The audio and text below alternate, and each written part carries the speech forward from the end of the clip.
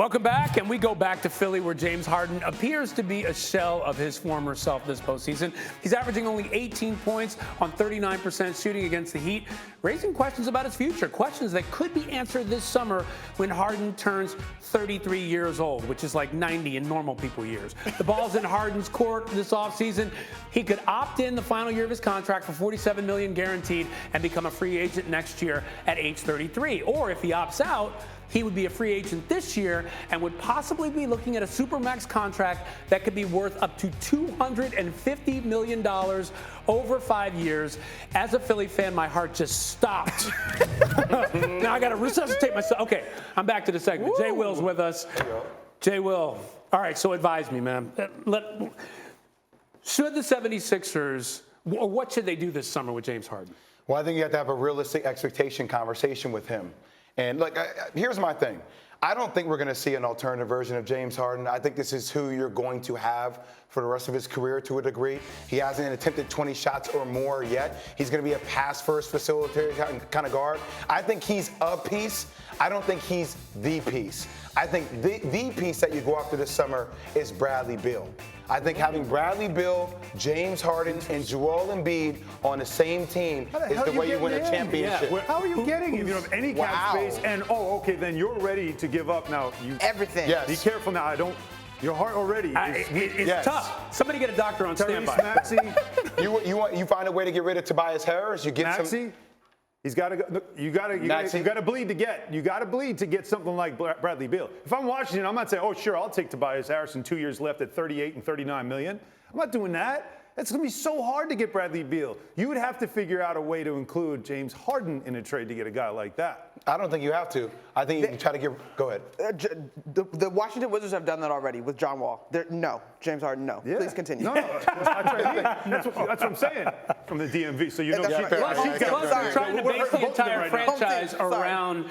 Beal said he seemed to indicate that he wanted to stay. There. And they're trying to build around him, so why would they give him to Philly? Well, win. You've heard that Bill indicates he wants to stay. I've heard that Bill wants to be with Joel Embiid in Philly. All right, like I've heard about this for a while now.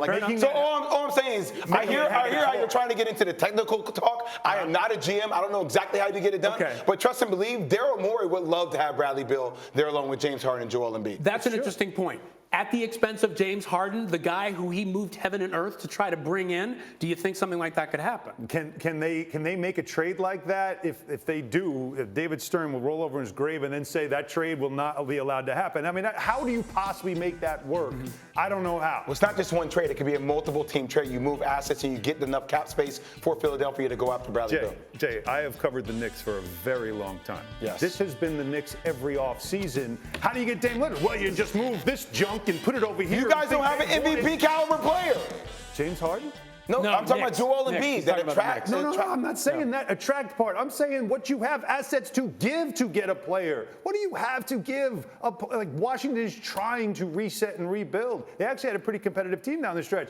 What do you have other than, again, it starts with Tyrese Maxey. You've got to give me something like that to get me even to pick up the phone. Otherwise, I'm hanging up on you. James Harden, if he opts in, would have the second highest salary in the league next season behind Steph Curry. Actually, here, listen to the top 5 next year. Okay. And you tell me if it's worth paying anybody these days. Steph Curry's number 1, 48. Harden would be 47, number 2, if he opts in. Wall, Russell Westbrook are the next 2.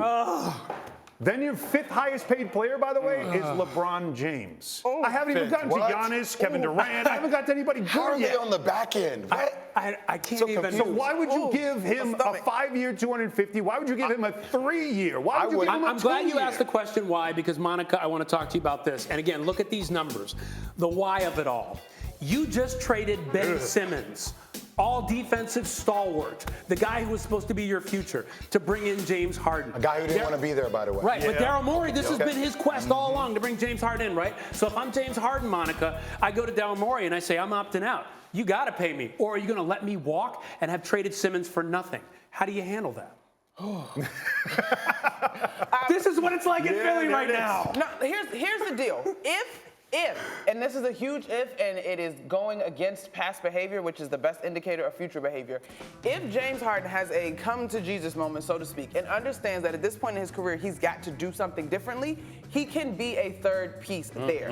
I buy that as a facilitator. He's not going to be able to do that with these standard operating procedures so far in terms of his body, health, diet, lifestyle, the whole bit. I don't know if he's a guy that wants to make that shift in terms of adding longevity to the course of his career or not. Now, that to me, that's the question that has to be answered quietly in back doors. I hope you're getting an honest answer. So here's what it comes down to. Go ahead. How much does James Harden want to win a championship?